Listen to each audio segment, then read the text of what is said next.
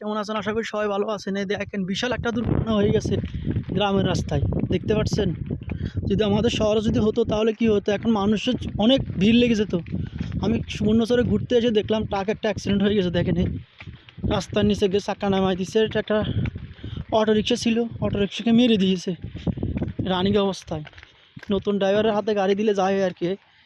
High high দেখেন সিমেন্টের গাড়ি ভাইয়া কী অবস্থা হয়েছে। হাই হাই, যারা যেখান থেকে দেখেন ভিডিওটা শেয়ার করে দেন, অটো ড্রাইভারকে খুঁজে পাওয়া যাচ্ছে না। হাই হাই, সব সিমেন্টের গাড়ি।